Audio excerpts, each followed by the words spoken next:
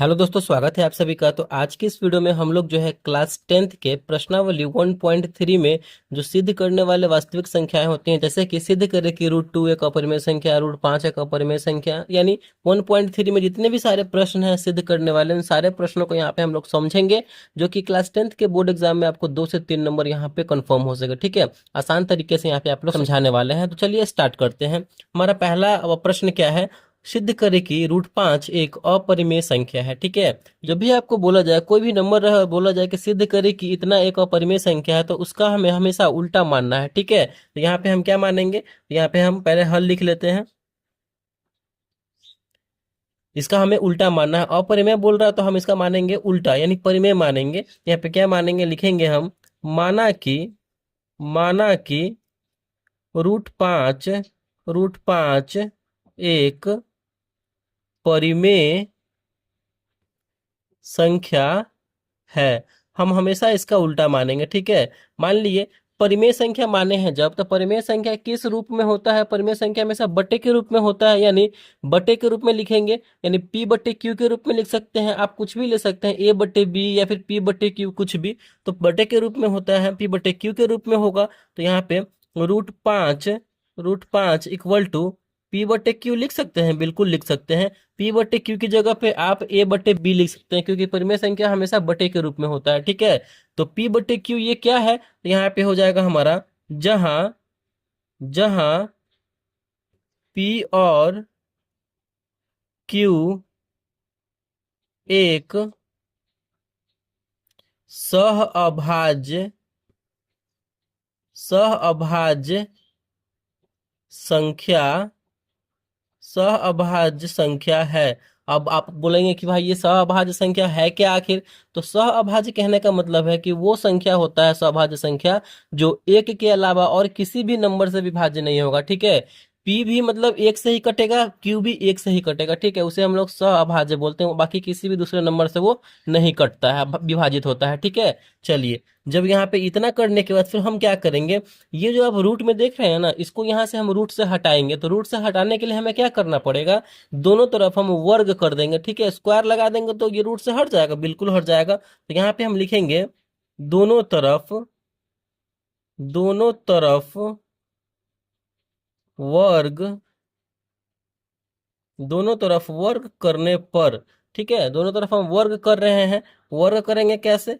ये है हमारा √5 है, तो इसका स्क्वायर कर देंगे। इधर हमारा p/q है, तो इन सभी का जो है हम स्क्वायर कर देंगे। ठीक है, फिर आगे इसको सॉल्व करेंगे। फिर यहाँ पे इतना करने के बाद आगे कैसे करेंगे हम? रूट से स्क्वायर कैंसिल हो जाएगा, तो क्या बचेगा हमारा? सीधे 5 बचेगा। यहाँ पे p² और q², यानी p पे भी स्क्वायर लग जाएगा और नीचे में q पे भी स्क्वायर लग जाएगा। ठीक है, और फिर हम यहाँ पे क्या कर देंगे? देखिए, इसके नीचे कुछ भी नहीं है, तो क्या होता है? किसी भी नंबर के नीचे कुछ भी नहीं होता है तो हमेशा 1 होता है, इस बात का ध्यान रखना है। और इसके सहारे यहाँ पे हम क्रॉस मल्टीप्लाई, तिरछा तिरछी गुना कर देंगे। ठीक है, कीजिए।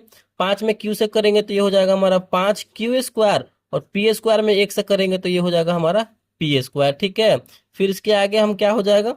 5q² इधर ही रहेगा, q² को हम इधर ही रखेंगे, और p² इधर है। देखिए, q² को अकेला रखे हैं, तो 5 को हम इधर भेज देंगे। 5 गुना में है, बराबर के इधर जाएगा तो भाग में हो जाएगा। ठीक है, तो यहाँ पे आपको क्या देखने को मिल रहा है कि p²/5, यानी 5 जो है p² को काट रहा है। p² में जो है 5 से भाग लग रहा है, लेकिन हम आपको क्या बताए थे कि p और q तो सहअभाज्य है, यानी एक के अलावा वो किसी भी नंबर से नहीं कटेगा। लेकिन यहाँ पे तो भाई उल्टा हो रहा है, p² 5 को काट रहा है। देखिए, p² है उससे मतलब नहीं है। अगर p² 5 से कट रहा है तो p भी हमारा 5 से ही कटेगा। ठीक है, कहने का मतलब है, देखिए, जैसे कि अगर 25 5 से कट रहा है, तो 25 जो है किसका स्क्वायर होता है? तो 5 का स्क्वायर होता है, तो 5² भी 5 से कटेगा, यानी 25 भी 5 से कटेगा। तो वही बात यहाँ पे भी है। तो यहीं पे हम लिखेंगे, यहाँ यहाँ p²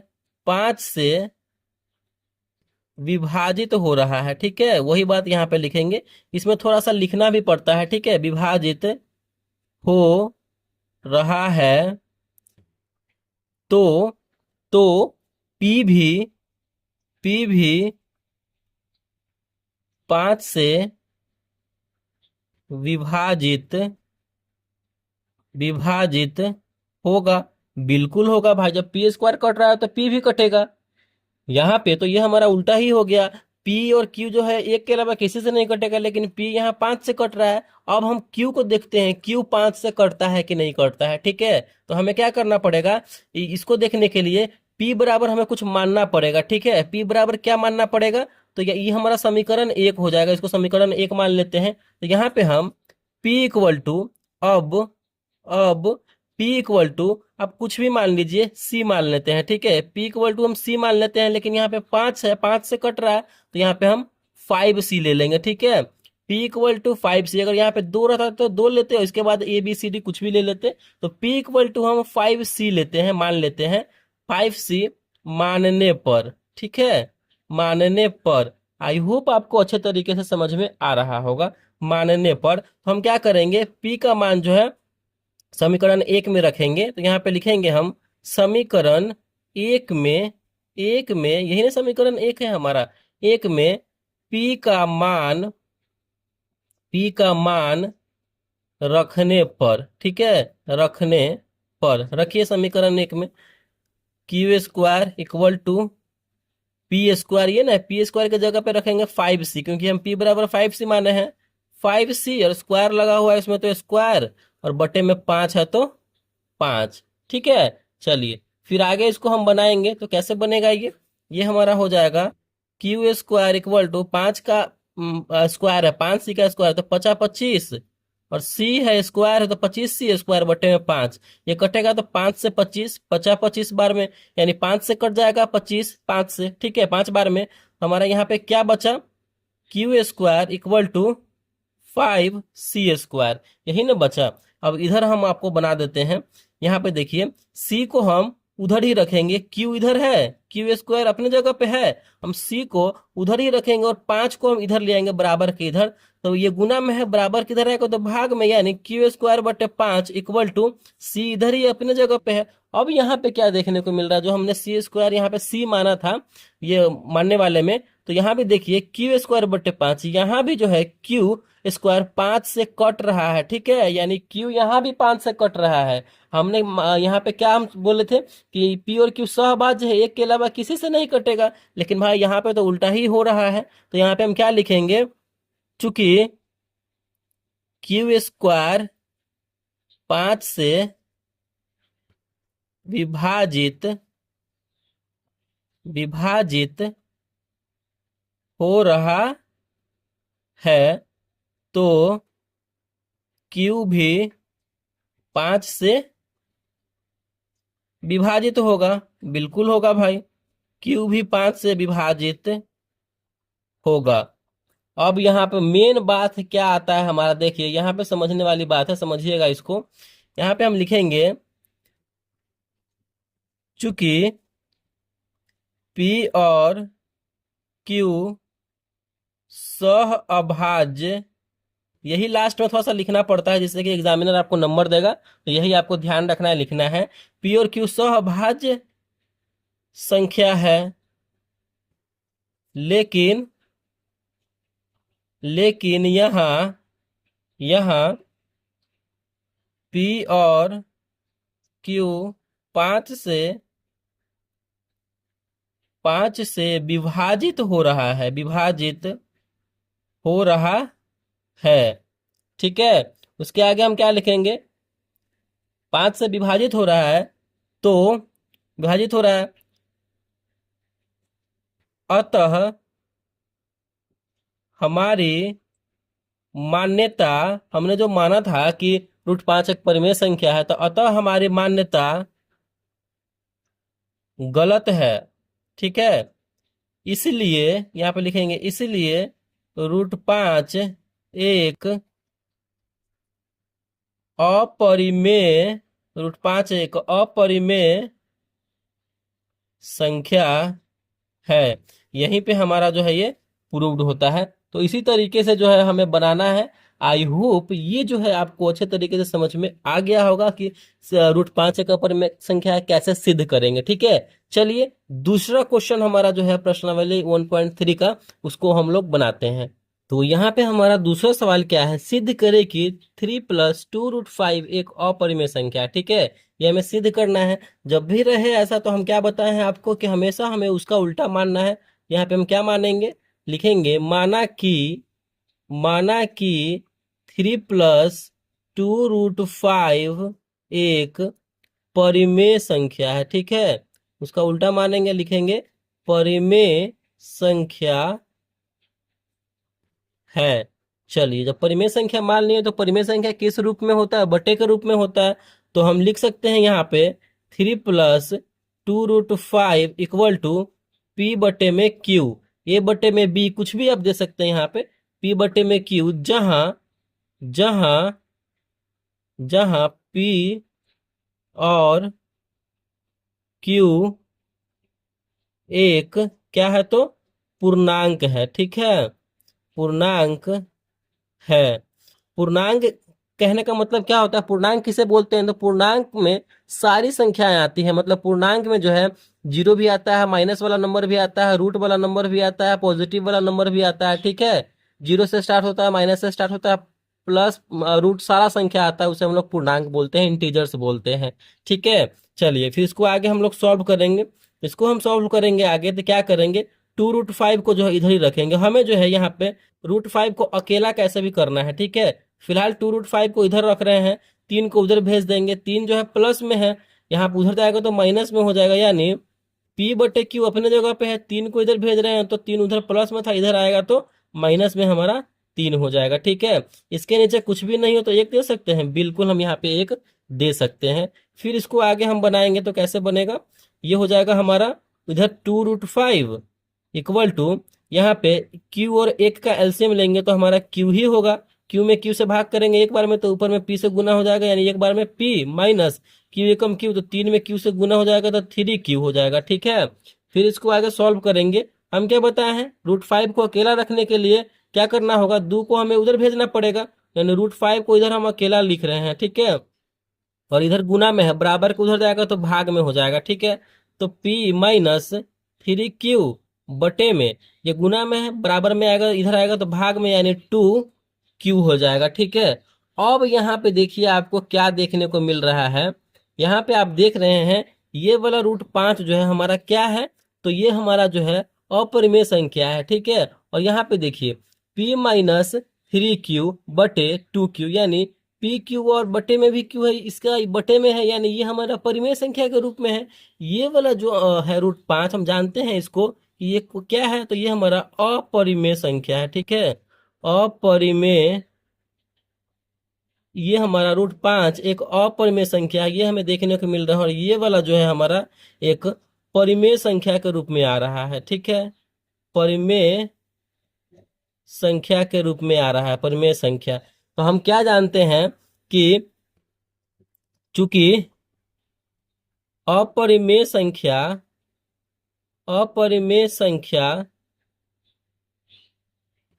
is not equal to परिमेय संख्या, यानी परिमेय संख्या यानी कभी भी जो है अपरिमेय संख्या के बराबर नहीं होती है। लेकिन हमें यहाँ पे क्या देखने को मिल रहा है, ये बराबर हो रहा है, तो यहीं पे हमारा जो है मान्यता गलत हो जाएगा। ठीक है, क्योंकि परिमेय संख्या और अपरिमेय संख्या कभी भी बराबर नहीं होती है, लेकिन यहाँ पे हमारा बराबर हो रहा है। तो यहाँ पे लिखेंगे हम, अतः हमारी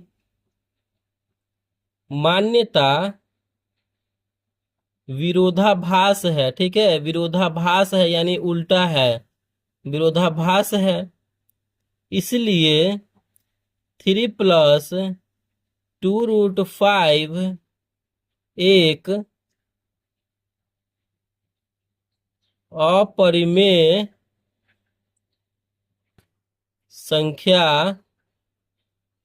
होगी या फिर है। यह हमारा प्रूव्ड हो जाता है, यहीं पे ये हमारा बन के तैयार हो जाता है। ऐसे ही हमें जो है बनाना होता है, इस तरीके से ही हम बनाएंगे।